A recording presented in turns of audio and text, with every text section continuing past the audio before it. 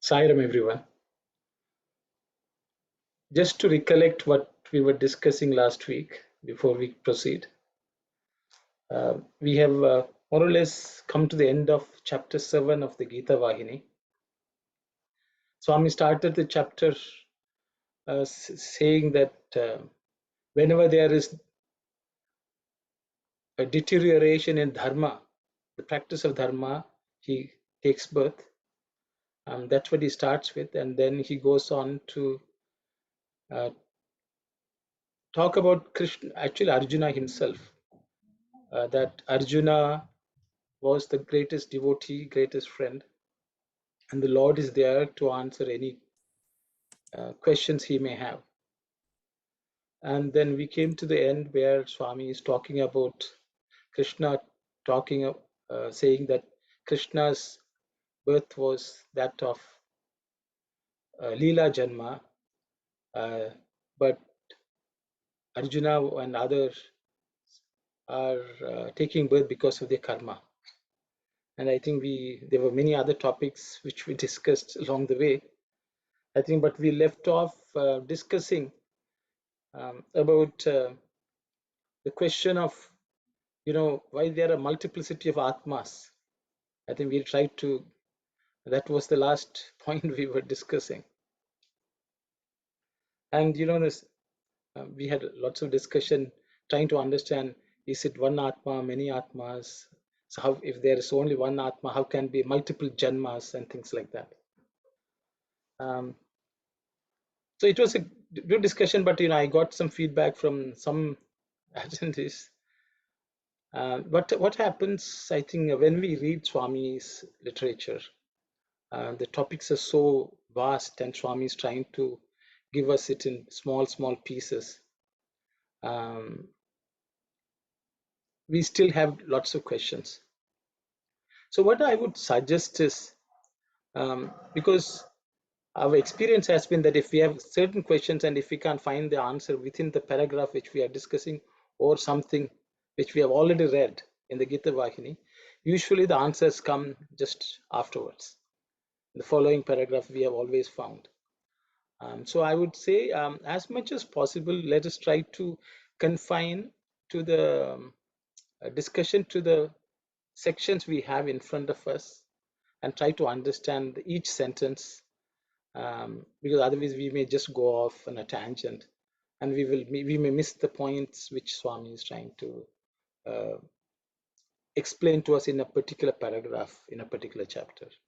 Okay, some questions I think we may have to park until we get the answer from Swami within Geetha Vahini, and I'm sure Swami will give us the answer. If we are good Arjunas, I think Swami will give the answers. That's my belief. So as much as possible, let us try to focus on the paragraph, on the lines. Are we comprehending each of the lines? I think, and can we apply that in our daily life in some way? Is there a message for us from each of those lines? I think that will be a much more focused discussion. And if we have information which we have read and studied and understood, if we can paraphrase it in our own words, it will be nice in a short while, because sometimes if we bring material which others may not have in front of them, it becomes a challenge. Some of them are finding it difficult to follow along. So that's a complaint I had. And if we have material which will help, maybe we can post it, then we can discuss. But as much as possible, let us just try to focus. If it's okay, I hope I don't come across as someone who is trying to say, let's not discuss some questions. No, it's not that. If the questions are such that we don't find answers, we will say we'll park the questions, and then we'll move on. I hope that's okay. because because of the feedback which I received, I thought I will just mention that. But I am not still saying no questions. All questions are welcome, because questions usually make us discuss nicely and understand the concepts thoroughly. So that's also true. So no one should think, oh, I should not ask this question. Please ask the question, but if the answer is not forthcoming or something like that, then we will say we'll park the question and we'll move on, and we'll come back. I hope that approach is okay with all of you, and we will start the study circle. So please continue, sisters. Sai Ram. Krishna laughed within himself, recognizing that the appropriate moment had come. He said, Arjuna, what exactly do people mean when they say the sun has risen and the sun has set? It is so far as their vision is concerned. That is all, is it not?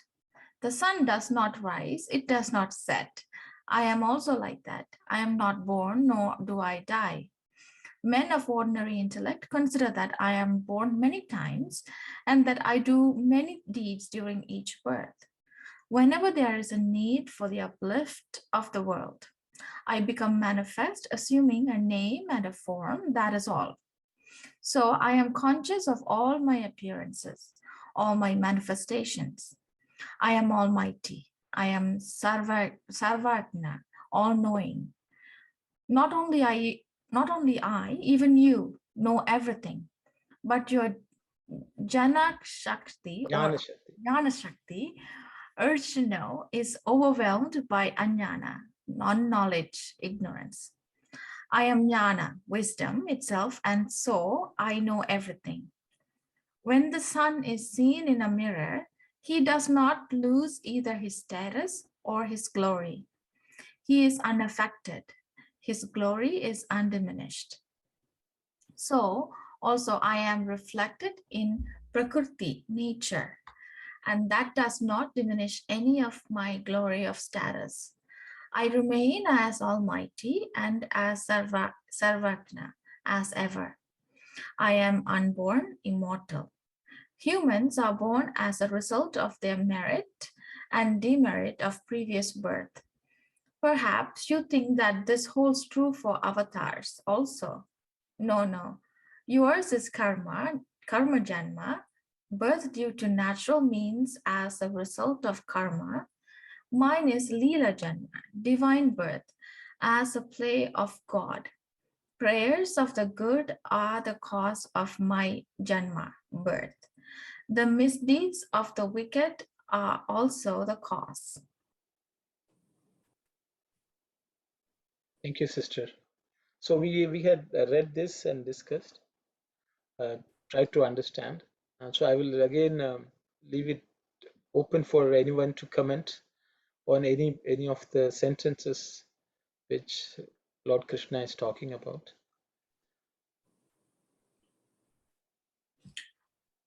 Sarah, it was I who asked about this Atma being multiple or not. So I just wanted to clarify, because I thought about this week. So here Swami says that, Krishna's birth is Leela Janma, right? And our birth is Karma Janma, or due to our deeds, right? But both Atma are one, correct? Like we are all from one, right?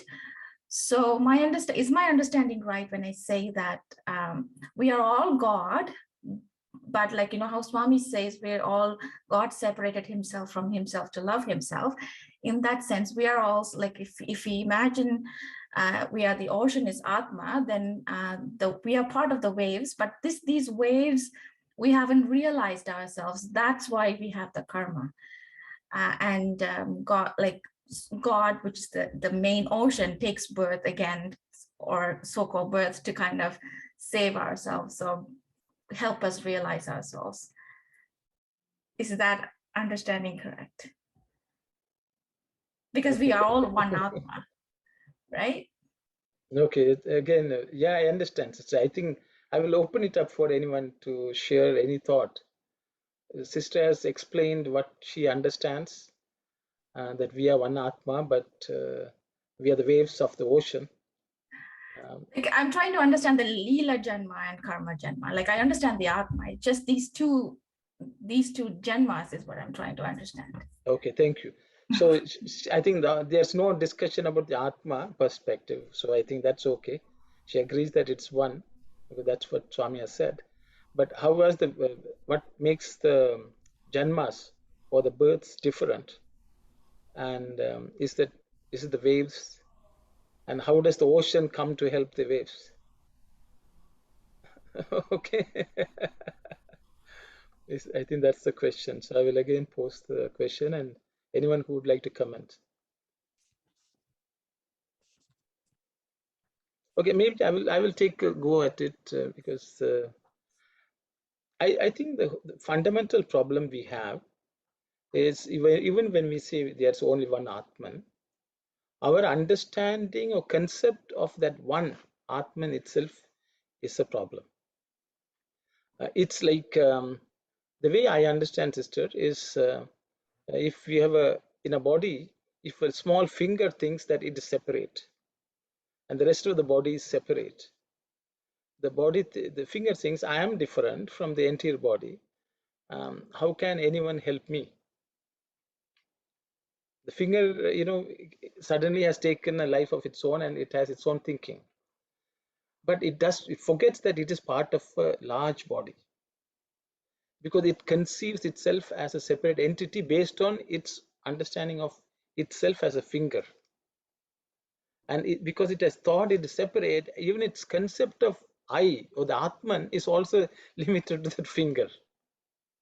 It cannot fathom that it is the entire body. It is part of that entire body. It belongs to that body. I think that's the fundamental difference in each of us thinking that we have taken a separate birth.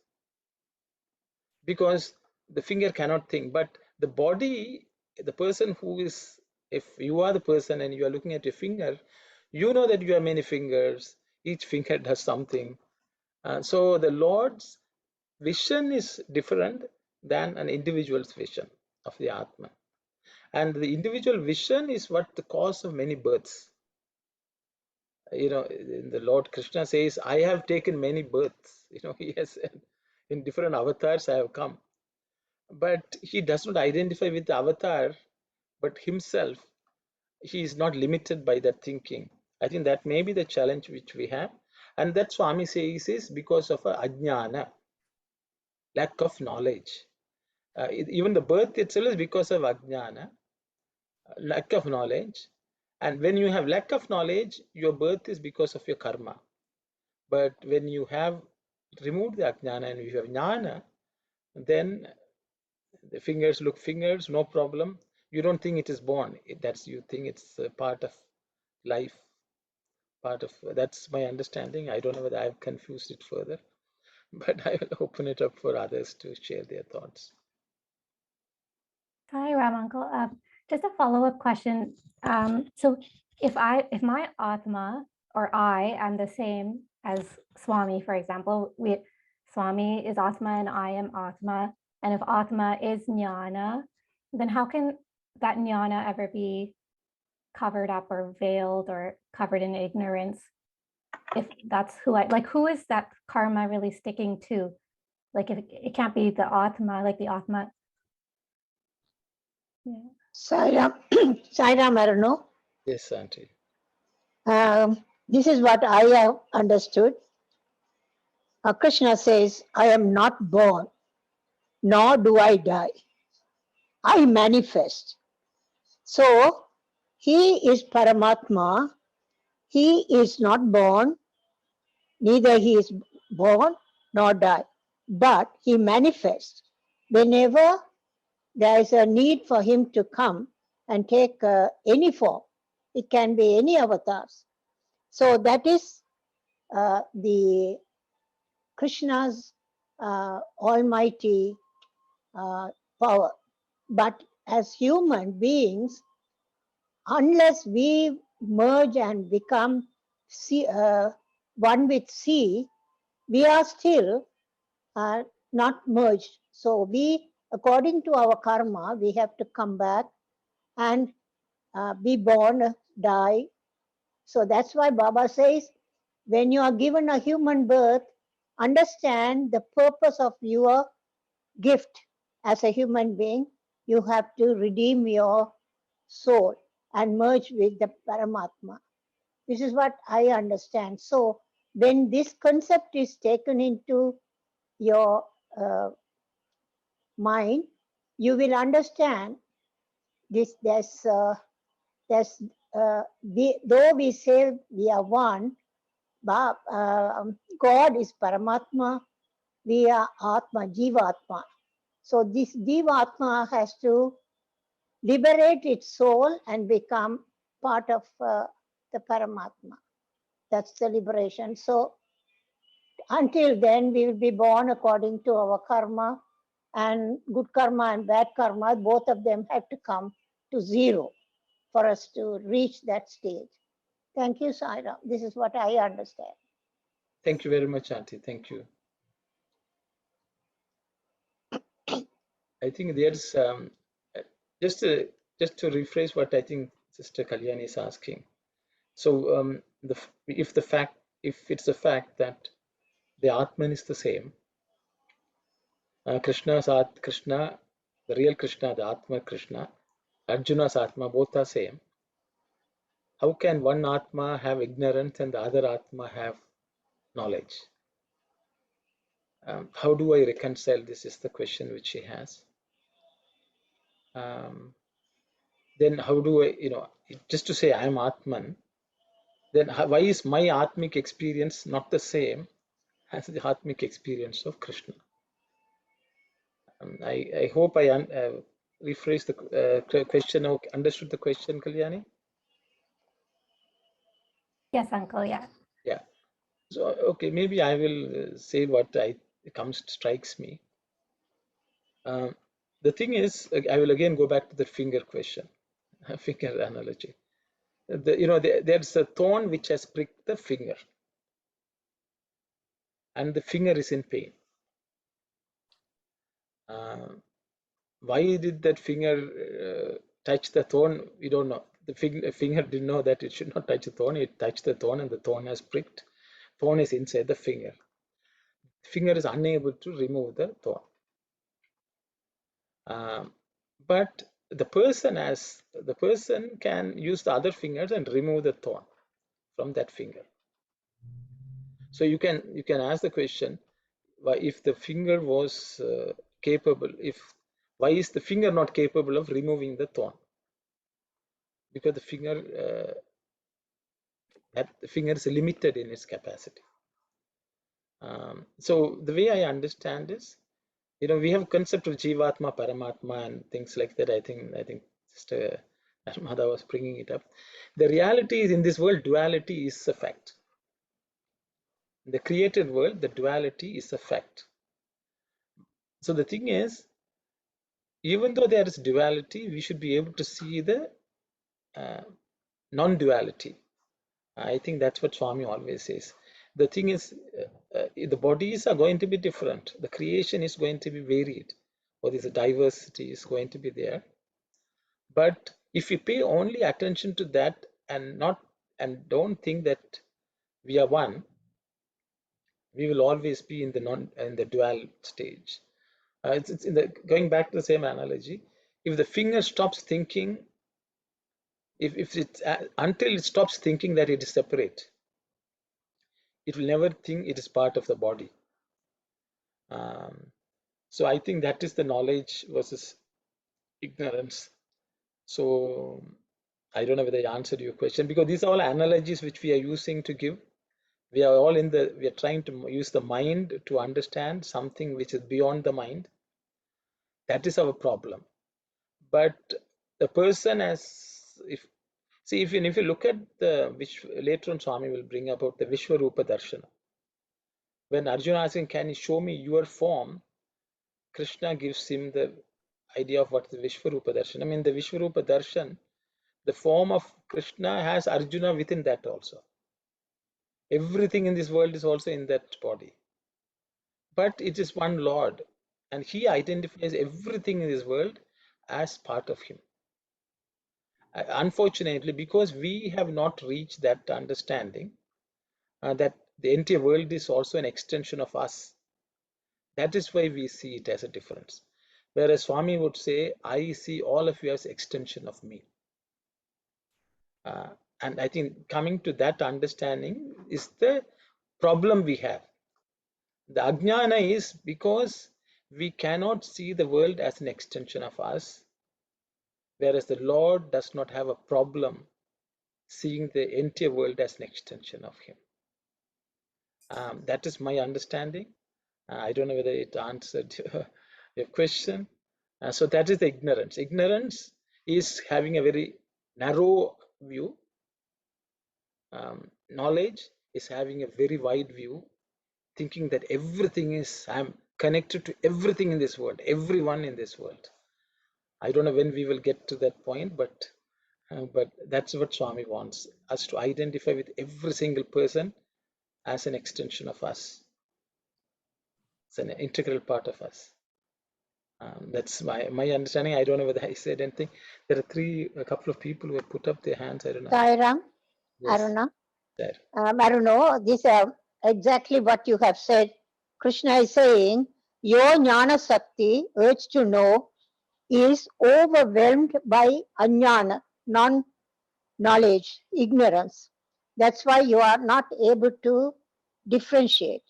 I am jnana itself, so I know everything. I know everything, but you are not able to understand everything because of your ignorance is shadowing your jnana sakti. Thank you, Saira. Sairam, thank you. I think 3 people have raised their hand. For some reason, I am unable to see it. Wait. Brother Dasan is there. Okay. Okay, Brother Dasan, go. I think Dasan, Okay. Brother Dasan. Yes, please. So Sairam brother, I like to add to your point too. The Leela Janma, because God came to this world because to elevate that whatever dharma, because He doesn't have form. Like He took the form because of us, but still He is transcend with the 3 gunas. So we are, I don't know, some reason the God's Maya, God's play, He created all these divine sparkles. So Him Atma. But only issue is whatever we discussed before, it covered with 3 things. What are the 3 things? Karma, Maya, and ego. When you realize, when you come out from the field, then you will understand the divinity. Whatever you said, then you will see the whole world is like God's body. So there won't be any Dvaita state or Advaita. Then even once even our jiva is transcend to those 3 gunas. So once we do our sadhana, we can merge, we can experience the Atma, then there is no difference. That is my understanding, brother. Thank you, Saira. Sairam, brothers. Anyone else? So, Sister Anand, you have your hands up. Please go ahead. Sairam, we have already learned that we all are actors in the stage of the universe. God is the director, we all are actors. If that is the case, whatever the director has given some roles, it could be a positive role or a negative role. Based on the role given it to us, we will play. That is the beauty of the drama. If the God has given the negative role, if I play the positive role, that is also, it would screw up the drama the director is directing. If that is the case, when we all go back from the stage to the backstage, we will get into the same, whoever we were previously. If that is the case, when we go back to the stage, we all should be the same. So how can be one person's it could be the karmic birth. In the other one, it would be the divine birth or the positive birth or negative birth. Uh, that sort of thinking I have got in the last week discussion, and whether if the God is the director, is that fair to give the people, the God has given us the role, we played it nicely, positive or negative. When we go backstage, can we punish us with the karmic, the karmic consequences and give us the bad birth or the not good birth in the next birth? That sort of the thinking I have had in the last week's session. Thank you, Sairam. Sairam, sister. I think the whole purpose of the director coming onto the stage is people who have come on the stage to play the role suddenly think that they belong to the stage and they don't know to get down back. So he comes and says, he has to come and tell, you are taken matters into your own hands. Now you are not following my script. Now you have written your own script and you have come up with this, scenario where you are not getting off the stage. So then I am forced to come to the stage and tell you, please get off. You are or follow my script.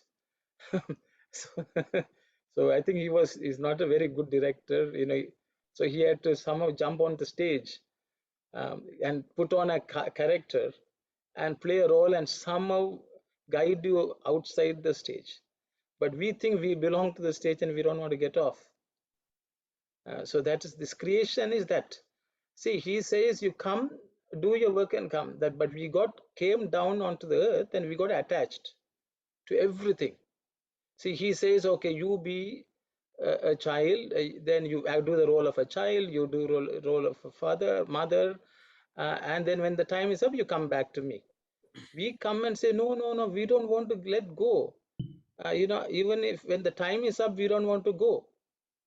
So then it becomes a problem. Then they will say, we are not coming down from the stage. We are going to be here because we cannot let go of this. And that is when the Lord comes. That's my understanding. So if we follow the script, do the job, and when the time is right for us to exit the scene, we should right away jump and leave, thinking my role is done. But we really do not want. We get so attached to the stage. That's my understanding, sister. So Thank you for a very nice, very excellent explanation. I believe we all are so much attached to the the maybe the thing we have been given to act. We should be ready to get off from the the stage and go back to the the source. Thank you, Sairam. Sairam, sister. Anyone else has something to say, please? I don't want to be wrong. Sairamana? Yes.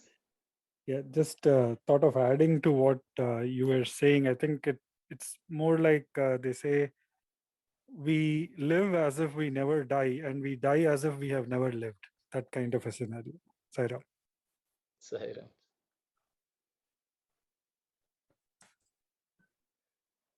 Someone is telling me it's like a movie screen. That's not the true reality, but we think it's reality.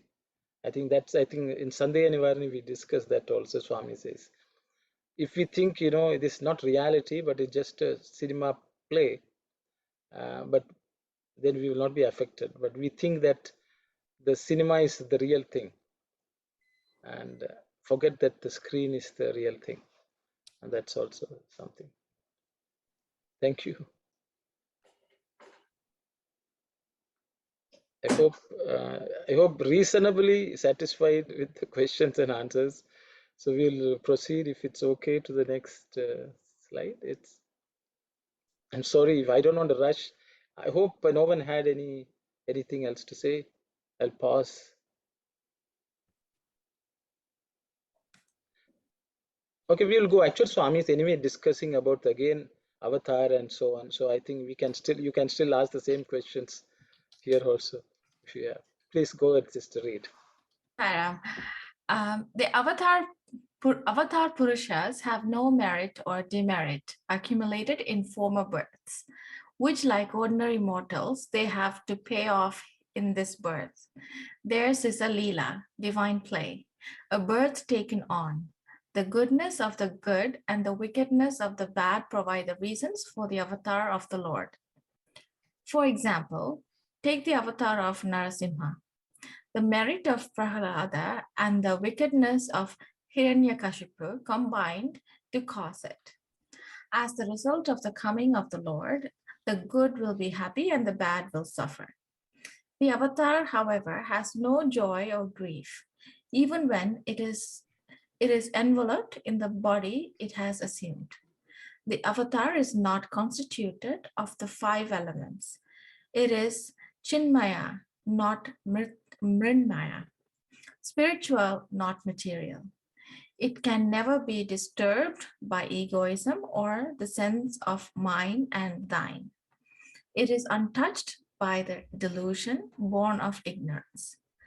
Though men may mistake an avatar as just human, that does not affect the nature of the embodiment. It has come for the task and is bound to accomplish it. I shall tell you what that task is. It is protecting the sadhus, punishing the wicked, and supporting dharma. By sadhus, I do not mean monks and ascetics, who Ascetics. who are indicated generally by the word. It means sadhu guna, goodness, uprightness, virtue, and these can be possessed by animals and even insects. Really speaking, the promotion of sattva guna, purity, is the best means of fostering sadhus. The avatar is the embodiment of the sacred guna, and so it fosters it wherever it is found. But since sannyasins, ascetics, monks, are striving to earn it, they are called sadhus and supposed to be specially blessed by the attention of the Lord. Thank you very much, Sister. So, Swami is again distinguishing between the avatar and the normal birth and the reasons for the avatar.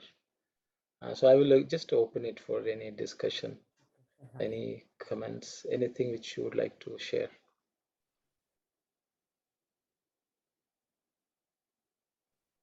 Yes, Sister Vijaya, please go ahead. You are muted, Sister. Please unmute. Thank you so much, Brother Aruno, and thank you everyone for this lively discussion. This is interesting. The avatar is not constituted of the 5 elements.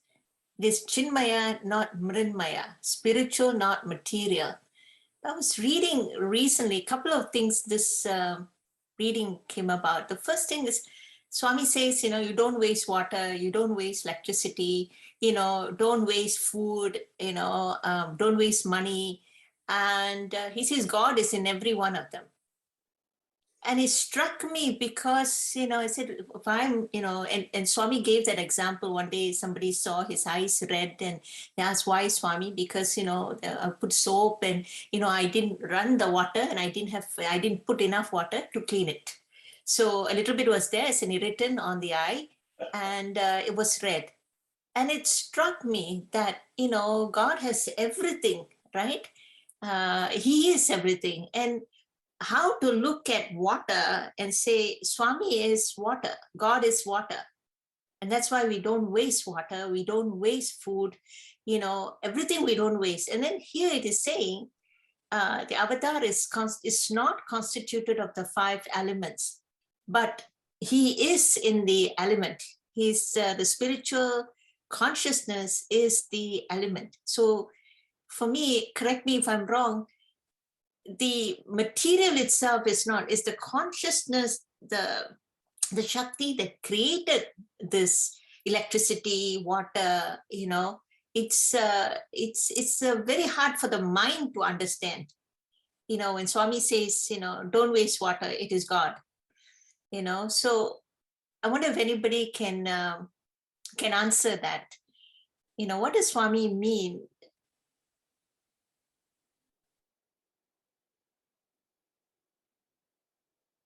Okay. Okay, sister. So sister is asking this question, how do we see the water and see it as God?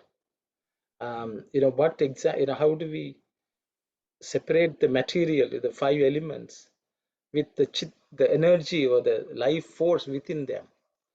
And how do we recognize that everywhere at all times with everything we encounter, which Swami seems to be doing? And so is that the question, sister? Yes. Yes. So how Because do there we? is a special part of it. So and if we can find that part, because Swami has said that, right, many, many times. How can we look at water and food and everything as saying that is Swami? I don't understand it, but this is Swami. But then it is not material. Swami is not element, not material. It's the consciousness. Saira, thank you. Thank you, sister. Thank you. Anyone who would like to comment on this? Means it's a very practical question. This is something which Swami has explained, and we have to live with it every day.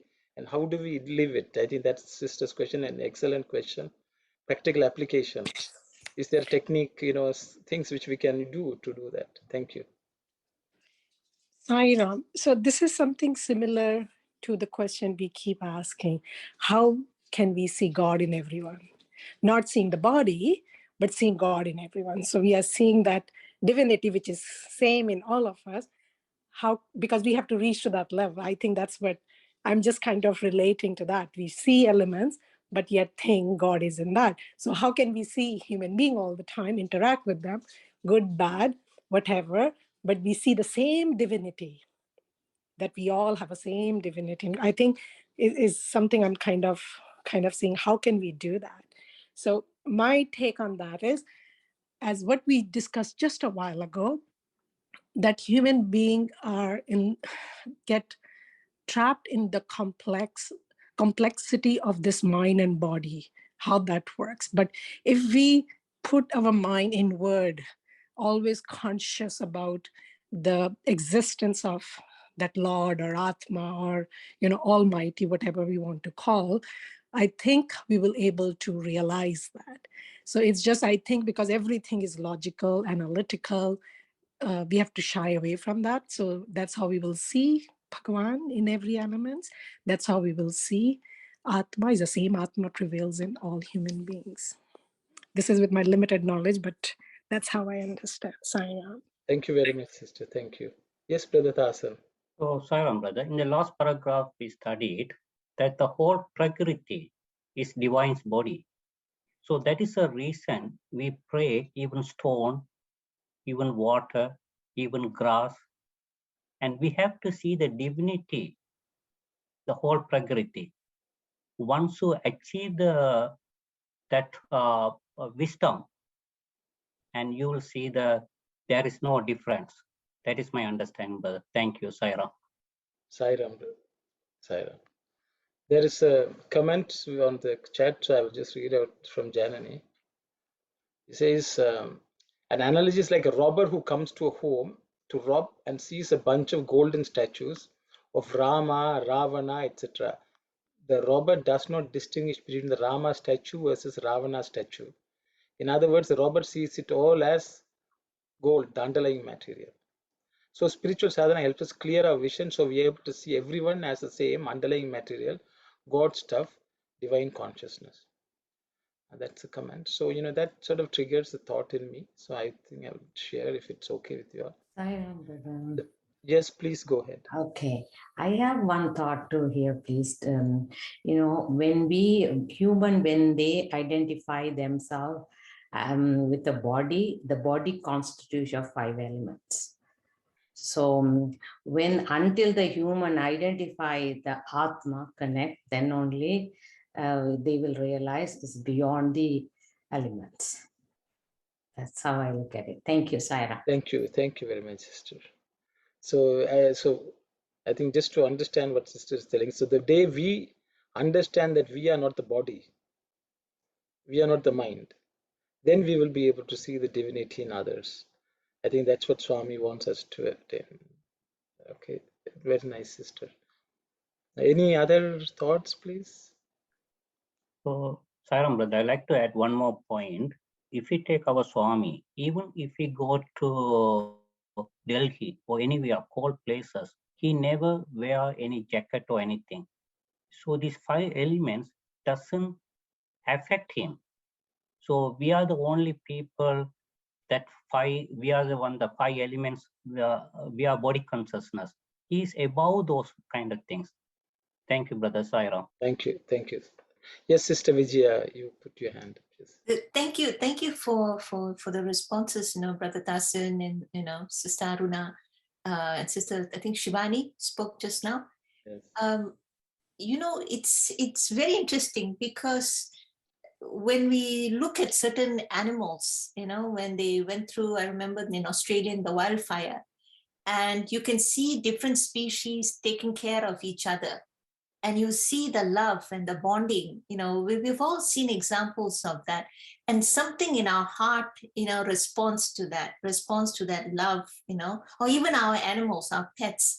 And we see the source of the heart is love, the joy, the happiness, even the grief. It's a divine quality in us. The Satchidananda, I can understand that part of it, a living creature. And even when you see, some politicians, I won't say names, but they have exhibited love towards their own children. They just didn't do it for other people or care about others. But you see, it's not full shining or anything, but we have that as humans, no matter how terrible they are to their own kind, they have this. So I look at it and say that's the Swami consciousness that we all have. And whether it's coming out, and I don't say I have full of it, but when I'm touched by it, I know I'm inspired. I've been touched, but which part of me is touched? Is that consciousness, a universal consciousness has been touched with that. I'm supposed to see it now, I say, because there's no accidents with Swami. So it makes you think. But the elements is interesting. Unless I look at this, Mother Earth, Bhumi Mata, she's also a sentient being, Swami says, right? A sentient being. And because life cannot grow if it's just, lifeless. But Bhumi Mata, all the 5 elements, we are going back, our elements are going to be going back to Mother Earth. She's a sentient being and is the mother of all of us, creatures and plants, animals, everything. So there is something we don't understand. There is a consciousness that is not like a human, but it's a bigger consciousness when we say the elements. And Swami has given an example also. I think, or maybe Mani Auntie was there that time. I don't know. You remember when he brought the Ganges to Prashanti and Puttapati and was at the feet, came to pay homage to Swami at the feet of Swami, and it had a consciousness to do that. So in the life of the avatar, there's so many examples. Mani Auntie, you want to say something? Actually, Ganga, I don't remember, but put up in Chitravati river was raising, but it wanted to touch in Prashanti Nilayam, if you are talking about. Yes. Chitravati came to touch Swami's feet. And then when Swami said, it is enough, you go back, then the river receded back. That's what I remember. Sairam. Sairam Auntie, thank you. Yeah, I think while sister was talking, I recollected the passage which Brother Dominic was reading last week, in which Swami says, the divinity is nothing but love, prema. Your Atman is actually love. The more you identify with that love, that means you are identifying with Atma. And that's what Sister Vijaya was also telling, when you find somebody else suffering or something like that, the love wells up and you identify. That is the unifying factor. That is what cuts across all forms, the elements or whatever. And I was suddenly reminded of that. And I think sister was talking about, seeing the sentience or the sentient presence of the elements we should see. That is why in the Sanatana Dharma, everything was given a goddess name or god name or something like that. If it's water, it was called Varuna Bhagavan. So wherever you saw water, you saw it is the presence of the Lord Varuna. If you see the earth, then we say Bhumi Mata, the Mother Earth. If we didn't say sand and soil, it's Mother Earth. So if fire was given Agni, the Lord Agni. Even in a small lamp, you see. So everything was given a name of a God. And so you pray to that, you try to deal it with reverence.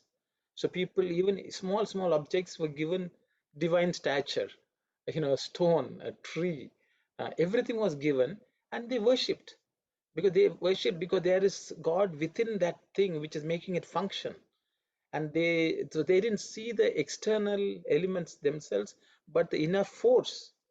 And they gave a name as Shakti or Shiva or Vishnu or something, and they worshipped. And that is Swami, in one of the discourses, he says in India, even before the driver worships the steering wheel, a car, they do.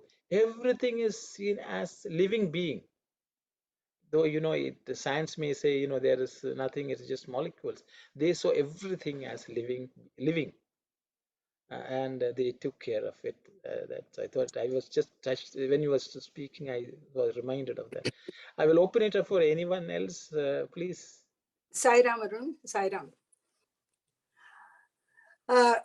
In the first paragraph, if we stick to that, what two things are very, very evident here. Leela, for Leela Janma, two reasons were there. One is, Swami in Telugu says, Papatmula Papamulu, Punyatmula Punyamulu. These two are the reasons for the avatar to come, avatar to manifest. But whereas he is Chinmaya and we are Mrinamaya. Mrinamaya means mud. Mrin means mud. Earth. We have the constituents of 5 elements. But God had to come in the human form. Maybe that part of it is, we agree, he was also like he had all these 5 elements in his body. But the real Janma, the real Leela Janma has nothing of this sort. It is the merit of the good people and the wickedness of the bad people that combine to cause the manifestation of the Lord. That's what I understand. And we have to always remember this when we attach ourselves, when we identify ourselves with the human body, we are all constitutes of the 5 elements, but not the Lord. Lord is pure Atma, pure consciousness. Saira. Thank you very much, Auntie. Thank you. Anyone else would like to share something? Yeah, Sairam.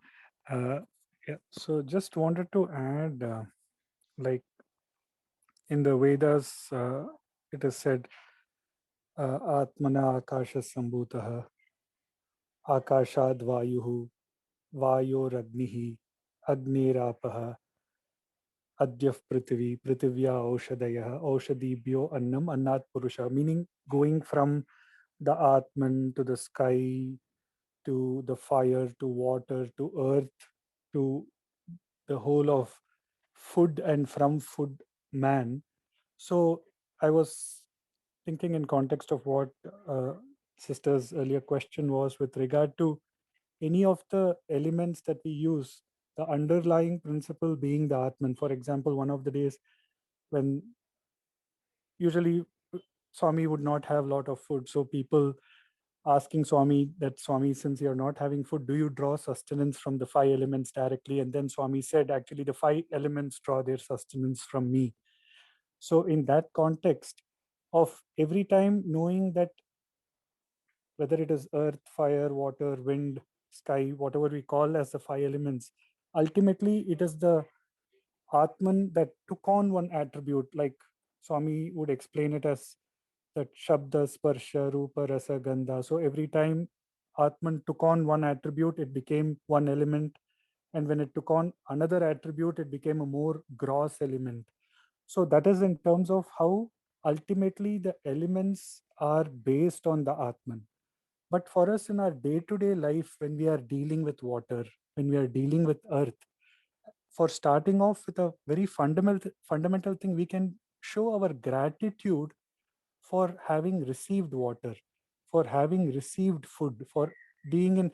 We know that in many places people don't have access to water or electricity or power or the basic amenities of life. So every time when we touch water, if we can be grateful for having received that water, that would help as a first step to connect to Swami, because even if you're not able to directly see that and relate to that Swami is in that water, we can be grateful for receiving that element from Swami. And then that gratitude can help us go a little more deeper in the long run and see the presence of Swami in that element, or basically in everything, as the other sister was mentioning. So I'm just trying to connect the part that no doubt each of the elements are based on the Atman, but for us to relate to and start seeing Swami in them, if we can start with an approach of gratitude, of reverence for being worthy recipients of it, and then go forward, then we should be able to realize the presence of Swami in them, because ultimately, like he said, the elements are drawing the sustenance from him. Thank you, Saira. Thank you very much. Thank you very much, Sai. Yes, Brother Tasan, please go. So Sairam brother, I like to go through that 5 elements.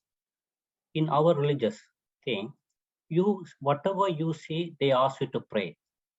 What is the worst part we can say? Excrete. We take the cow dung. What is that in grass side? We take the dug grass and we put it together. We say this is Lord Ganesh, and we pray for that one. So whatever you see, you cannot discriminate anything. Everything divine. That means water or anything. That's what we are practicing. That will make us to understand the divinity. Thank you, Sairam. Sairam. So I think, but what struck when Brother Sai Satish was talking, everything Swami which we have gotten is prasadam from Swami. Like that, if we treat, it's a prasadam, a gift, and be grateful for that. That's very nice. Somewhere to start. Any other thoughts, please?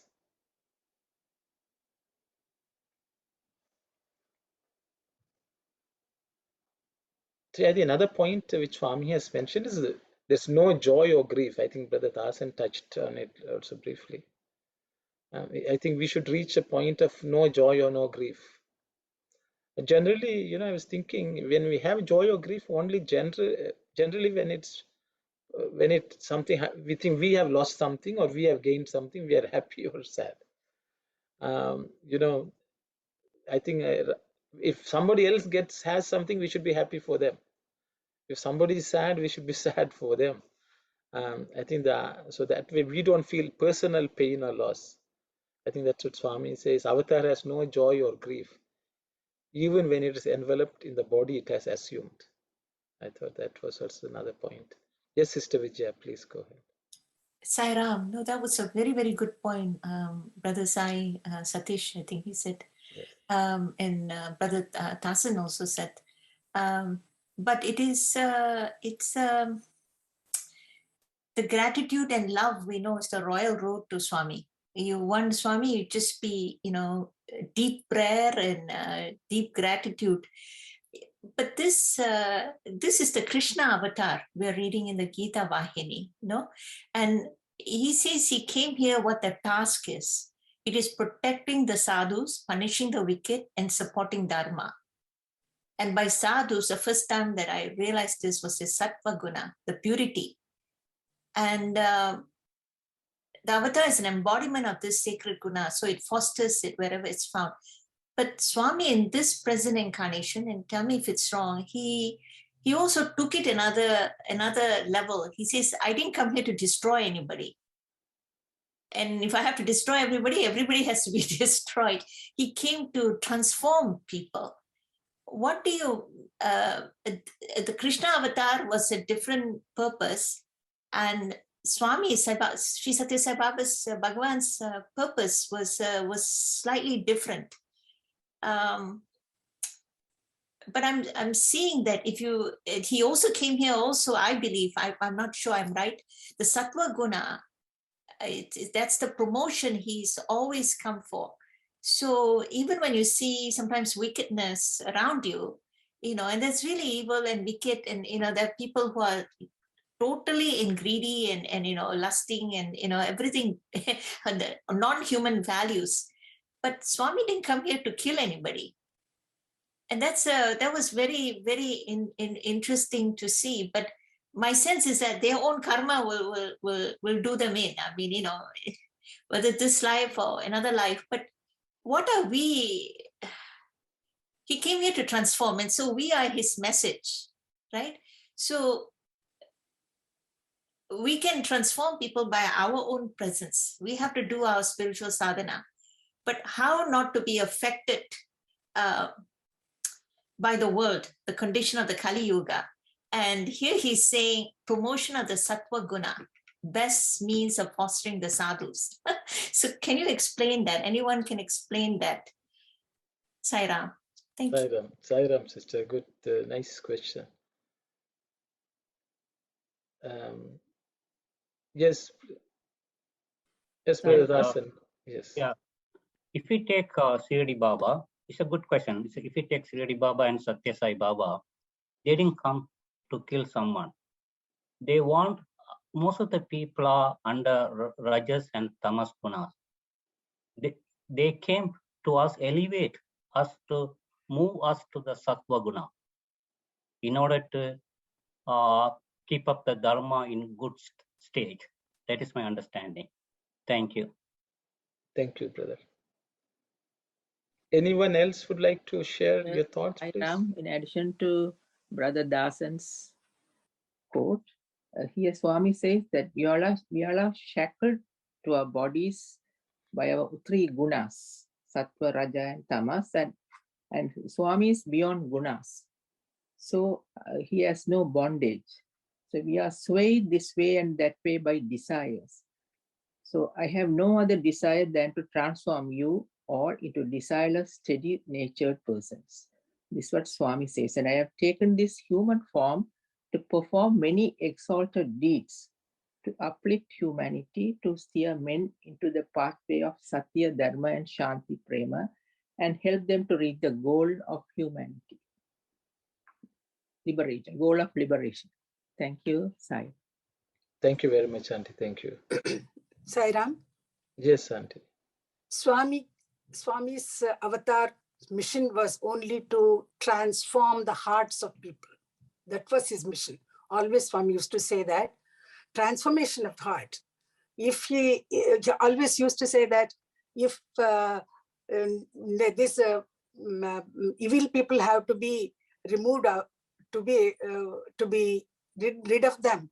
If he starts working them, then there will be nobody left on the earth. So we all have that evil qualities and negative qualities. Swami came only to foster Sattva Guna and to transform our hearts so that we can reach to a higher level of Sattva Guna. That's what Swami used to say. Sai Ram. Thank you very much, Auntie. Sister Vijaya, just to rephrase the question, means, what are you saying, so we understand that Swami wants to transform us and we have to transform ourselves. In the meantime, what do we do with the wickedness we see around us? Is that something, was that the nature of the question? Yes. Do you take, because we have, how do you put it? The people are going on protest. If you're called to do the protesting or fighting in your own way, is that what Swami wants us to do? I mean, if it calls to our heart, oh, I will protest here and protest there, is that not violence? Swami is saying the Satya, Prema, Shanti, Ahimsa, Dharma. And So how do we deal with our own actions? You know, we feel for it, we feel the evil people are there, and what can be done? So he's saying transform through love. Sarah, thank you. So I think just sister's question, yes, Swami has come to do what he has to do, and we are here trying to transform ourselves. Yes, we have to show love, but is there a role in us to deal with, or is there something, is there a right way to react or respond to anything which is happening bad around us? And how do we deal with that? And is protesting a form of violence? Is that an bad action on our part? So those are things which we all struggle with every day. We see something which is not the best. What are we to do? I think that's the challenge. Or we just like give love to even the bad people and let them do whatever they want to, like, show the other cheek if they're slapping us on one cheek, as Jesus put it. I think that's sister's question. So is there something else which we should be conscious, and how do we live in this world during this time until all of us are transformed, us and others? Any thoughts? So, Sairam brother, Swami taught us for the everything clearly. Everyone knows this one. Love all, serve all. Duty is God. Help ever, hurt never. If you follow those three things, it'll cover everything. Thank you. That's my understanding. Sairam, brother. Sairamana. Yes. So just a couple of points here. One is, of course, what Auntie was saying. I'll just add on to that and then move on to this. So Swami also had told, like in Rama Avatar, the enemy or the wicked person was in a distant land. So Rama had to go all the way to Lanka and defeat Ravana. And then when we moved from the Treta Yuga to Dwapara Yuga, the enemy moved a little closer. So from a distant land, it became within the family, whether it was Pandavas or Kauravas, or whether it was Krishna's own nephew like Sishupala and so on. It moved in a little closer as family. And then in Kali Yuga, both the good and bad coexist within each of us. It's a percentage ratio, more good or more evil kind of a scenario in each person. And that is where Swami has, like Auntie was saying, Swami has said that it's about transformation of the heart, being the change agents and so on. So that is in terms of how we see one is the role of played by the avatar in the context of the yuga and requirements of that yuga, whether it was Treta Yuga, Dwapara Yuga, Kali Yuga, in terms of the cascade of how the wickedness started moving in a little more closer or into the space, personal space of every individual. That is one. The other thing is what sister had asked in terms of whether we react, respond, what do we do in kind of certain situations. Just a thought here where great masters like Ramakrishna Paramahamsa, there have been ways in which when one of their disciples had, they were going on a boat coming to the ashram, when somebody spoke ill about Ramakrishna Paramahamsa, the disciple stayed quiet. And when he came back to the ashram and the matter got reported to the Guru, that Guru admonished him, saying, when somebody is speaking ill about the Guru, will you sit quiet there? Shouldn't you defend? But the same thing when Narendranath, then who became Swami Vivekananda, when he was coming on the boat and somebody admonished or spoke ill about the Guru, he took it up and he spoke very strongly against that. And he came to the ashram. Then Ramakrishna Paramahamsa told him, that is not the way you're supposed to be. You should maintain your calmness. You should retain. So what if anybody speaks about your Guru? You should be calm and quiet. So the instruction given to each of the disciples would have looked exactly opposite, but it was based on the requirement of the disciple at that point in time, how they need to respond to it based on their mental makeup. So likewise, in so many situations that are happening in our own lives, we know what is our mental makeup, what is required to that situation. We can pray and connect to the Swami within and seek for guidance. And if we sincerely feel that there is a situation to speak up, we can do so in a very polite way. And we all know it and we all have been doing it. It's just that we are sharing it in this forum. And put it with all that sincere thing that Swami, we are doing it with you guiding us, and it's for a sincere purpose. You take care and do it. But at the same time, even when we speak up and things like that, we should stay unaffected, hoping that what we have spoken up will change something. It may happen, it may not happen, but we have to accept that we have done our bit and move on with the thing. That's what just comes to me as such. Thank you, Saira. Thank you, Sai Satish. Any other thoughts?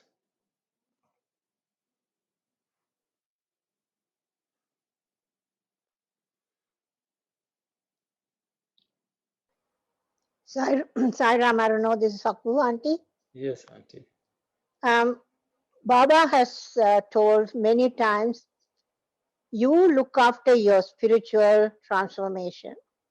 Don't worry about other people's, don't judge others. You don't know how, you know only a short time period. But I know I can judge everybody, but not you all. You take care of your own spiritual transformation. That's the job that you have to take care, and pray. Pray for the people who are not following Dharma, or they are not doing a truthful, they are not leading a truthful life. That's this thing. Baba has said it many times, even Shirdi Baba has said it. Thank you, Saira. Thank you very much, Auntie. Sairam, in another time, we also discussed about the same thing, and we concluded that maybe rather than the criticizing or whether this side is right, that side is wrong, we just chant. Swami has given a great mantra, Samasta Loka Sugino Bhavande. In many different times during the pandemic and several other natural disasters or calamities, we have used this mantra or philosophy to pray, just to pray. Sakwandi has already nicely said, and Swami also several discourses, Swami indicated that, that is the only way I thought we can do for this sort of natural disasters or any other the difficult situation. It's beyond our control to do anything. This is the only way we can do. Thank you, Saira. Thank you very much, Auntie. Any other thought? See, one of this, I hope it was very nice. Actually, we have had a lot of practical discussions, I think different aspects. One of the things which sort of struck me was Swami is saying that it means sadhuguna, goodness, uprightness, virtue, and these can be possessed by animals and even insects. So, we think Swami took an avatar only to, give, look after us human beings. Maybe there was some transformation going on even at the insect level, at the elements level also, and at everything. The work of the avatar cannot be fathomed by us. Why they come, and how they change the world. Even insects and animals, even animals had such great devotees were there of Swami, and you can see that. So that means there's transformation happening even at that level. So I was sort of touched by that. So I thought I would mention. In the following paragraph, Swami speaks about this. Oh, I see. Okay. Yeah. Sairam. So maybe we will move on if it's okay. Saira.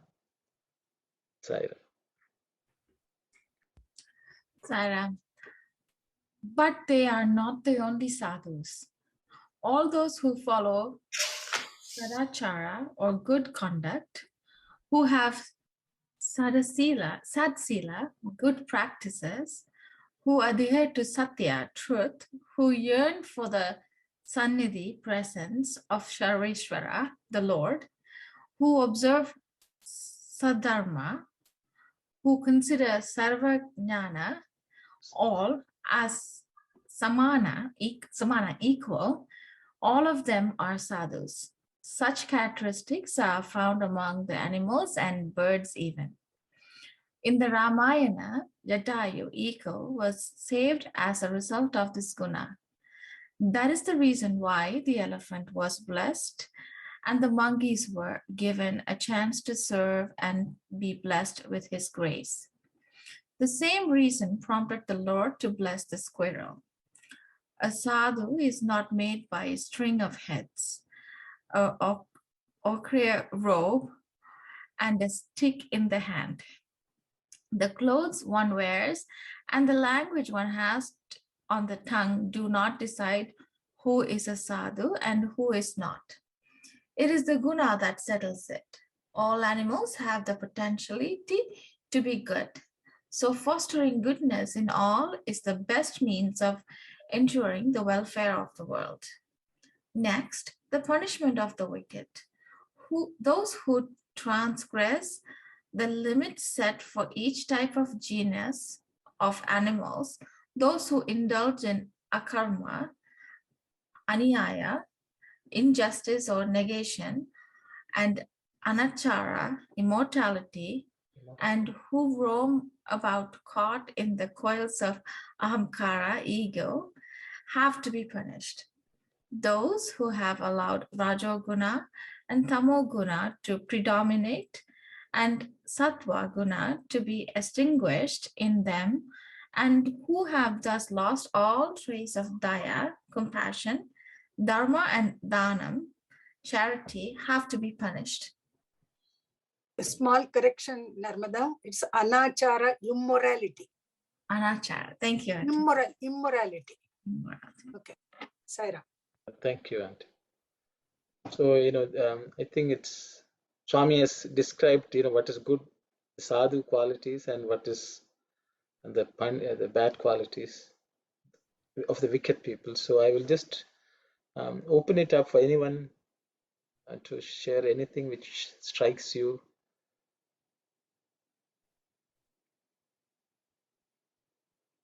Saira, I have a question. When we talk punishment, I don't know, I can't see God is punishing. I somehow, because I just see him as an embodiment. His love is just love. I can't see punishing. Is it our karma which is punishing? Who is punishing us? Ourselves? Because I in my kids as well, we had so many questions at home. God doesn't punish. So why did this question come? The punishment of the wicked. So I just want the little clarity. Who is punishing who? Are we punishing ourselves, or this Almighty who we say resides in us has a role to punish us? Sairam sister, Swami has already said that he's coming to punish. So no, he is not stating something which is politically correct. His job is to punish also. So I don't know. I just can't see that. Maybe I have to accept that fact. I don't know. So, Sairam, brother, the punishment also for a transformation. Yeah. So that way, Swami is very compassionate to give the punishment to. So he is maintaining the embodiment of love to punish you, to understand what is right. So that's how I will look at the punishment. Thank you, Saira. Thank you, sister. Do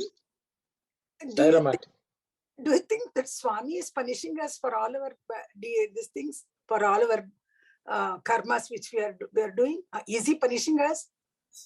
He has stated, Auntie. I'm just, he's the one who has stated here. So I don't know. I have a belief that our prakriti, which is made up of all our vasanas and papa, punya, whatever we have done, it's the collection which of our past karmas, which is punishing us in this life. Of course, God is the Lord of all. He is the Lord of all. Maybe he is also, in a way, he is participating in that. I don't know. I don't think so. Because God we say punishment. Okay, the language of punishment may differ for everyone. What is a punishment for me might not be somebody might say, oh, it's such a trivial thing, but I might see punishment. And I have also read, Swami said, I can't do in the law of karma anything. You are reaping the effect of your own karmas. Whatever you are doing, you are taking care of that. You have to, whatever you sow, you have to reap.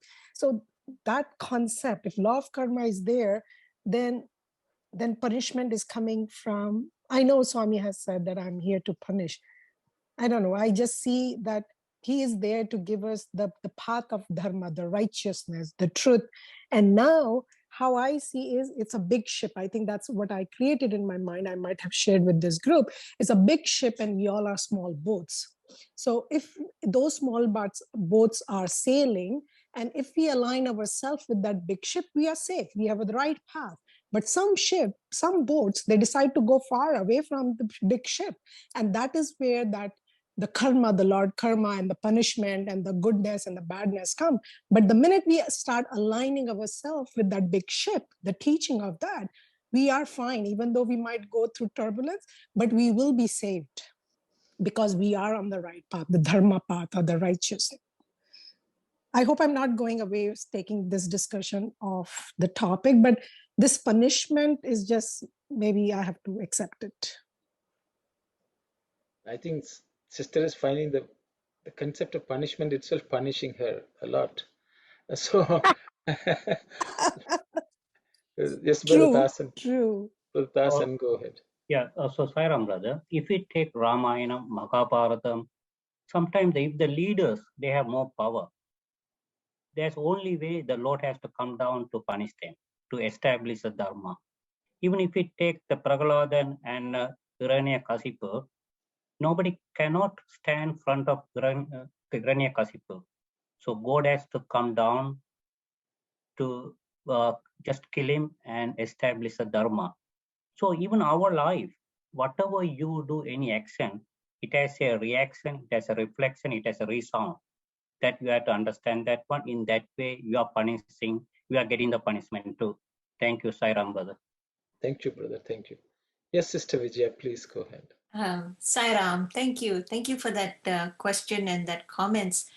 And we can all look at our own lives. When I don't know anyone else, but I know in my life when I'm going through a punishment, it seems like a punishment, but I'm thinking, Swami, this is tough love.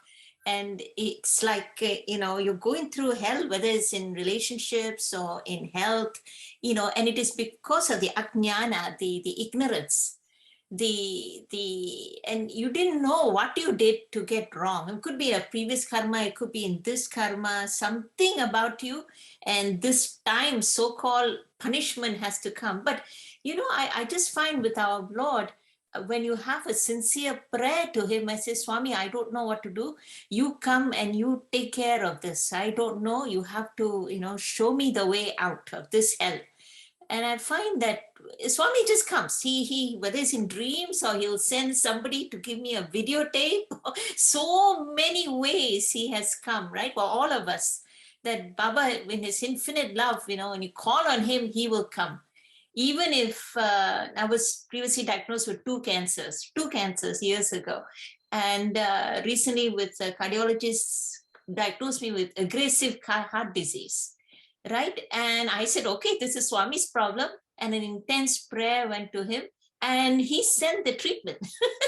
I don't know why I'm sitting here, but he was the one who sent the help. I know I didn't deserve anything. I don't know what it is. And the intense gratitude, Brother Sai Satish, you said, intense gratitude to Baba for whatever punishment we are going through, only he can relieve it. And I know in our study circle, we were talking about, and there were a couple of doctors in there, and they said during their time of the deepest stress, and you're doing a surgery and you don't know, whether that patient is going to live, right? It's not just you, it's your life, the patient's life is in your hands. And you just say a prayer to Baba. Even in Prashanti Nilayam, in the super specialty, all the hospitals, they have talked about this many times. You just give it to God, that everything you do, Sarvam Sri Saishwaraya Paramastu, everything is in God's hands. And, you take everything and say, Swami, I don't know what to do. You deal with it. I think that is the safest way out of our punishment. Sai Ram, thank you. Thank you. Thank you very much, sister. Yes, Sister Shivani, please go ahead. Now thinking aloud what brother said a while ago, the word punishment, it could be in the context of that yuga, because I'm just comparing in this Kali Yuga when the enemy is within us. And that is time when Swami said you have to transform yourself, or Avatar came to transform ourselves. But the yuga we are referring here or discussing here, that was a time when the enemy was within the house, within that, your reach. And this is in that context. I'm just trying to pacify myself. Sairam, sister. Any other thoughts, please? In Yeah. addition to the Sister Shivani's talk, I just say that the Swami had said that those days in Dwapara Yuga, Treta Yuga, Rama, the fight is between two countries. And in Treta, Dwapara Yuga, the fight is between two brothers, cousins, two families. And in Kali Yuga, the fight is between us, is inside us. It is in our body. All the bad elements, bad thoughts are in ourselves. So we have to fight against that. So it's also, with Swami's grace, we have to take everything out. Thank you, Saira. Swami is just a witness. Thank you, Saira. Sairam, Auntie Sairam. Yes, Brother Sai Satish, you raised your hand, but... Yeah, Sai Ramana. So I just wanted to say that the word punish, when we say the meaning or the energy associated with it is like Aruna also saying in more of a negative connotation we take it. But we also know that in the same Dwapara age, there was Kunti Devi who only asked for difficulties, in the sense, not punishments, but difficulties. And the reason she prayed for difficulties was, like sister was also mentioning, during the most difficult times of our lives, when we are going through the most difficult phases, that is when we hold on to Swami all the more strongly. So that aspect of seeing the positive in the negative, I think, comes in these most learning phases of the life, because I think the quantum leap we take in terms of our learning and going forward in our life happens in those tough phases when life gives all its learning as a bonus. So sometimes it is just which side we are seeing, which side of the coin. Is it the head or the tail? Maybe we are seeing the tail, but actually it is the head in lot of the learning happening and telling us that this is what life truly is and the higher purpose of life. All of this get really ingrained in us in those intense phases. So sometimes it may seem a little ironical. So, but when Kunti Devi prayed for difficulties, I think we can understand that better now, from the thing that finally it helps to be in constant communion with Swami or awareness of Swami's presence in our lives. So is it a punishment? In the way we understand punish becomes an interesting conversation. Thank you, Saira. Thank you very much. So at 4:25, it's a wonderful discussion, but I think all good things have to come to an end. For at least for this session, I think we should slowly wrap up. But it was a wonderful discussion. There were so many practical questions, practical, tips, different Just ways. the last question: if in Telugu the right translation is punishment, I'm holding on to punishment. Okay, I will ask Auntie to. Is it Sikshana, auntie?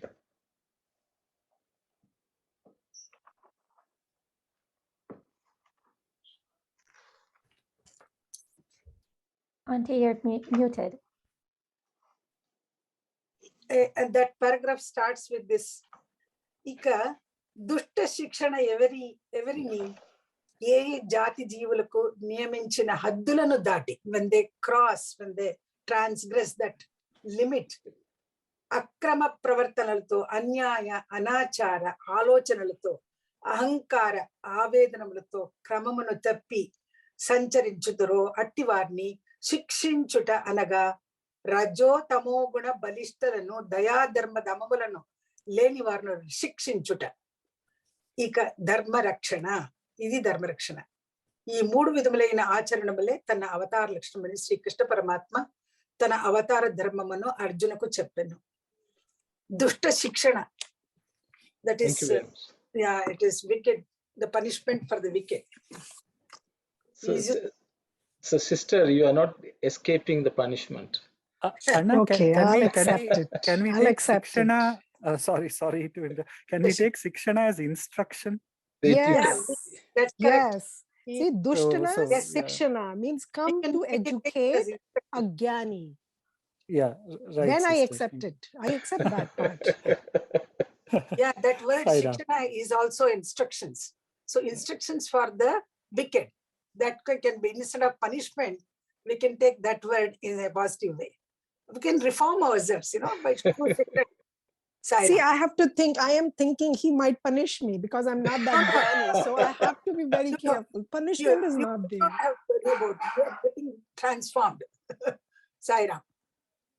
So now we understand why sister is so worried about it. But I think You got it. See, it's ultimately Swami is not telling he's punishing the bad qualities. Swami is saying he's punishing the bad qualities and he's protecting the good qualities. If we identify with the bad quality, of course we will feel punished. So I think you should take solace in that, sister, because usually we feel bad only when the ego gets beaten up. All the pain comes because of ego. Of course, there are physical pain. Physical pain is another thing which we have to struggle with sometimes. And I think Sister Kalyani asked a nice question, which is, how do we reconcile God as witness and God as one who gives punishment and reward? My understanding, sister, is the natural laws are designed. I think somebody already spoke about punishment, and if you do something bad, you will reap the results. That process is a natural law operating, and there God is just a witness. But when he thinks, okay, I have to bring somebody close, or things have gotten out of hand, where the natural laws don't operate, then he comes down. To fix the problem, punish so that we will remember him. Punish the bad qualities. I think that's the distinction.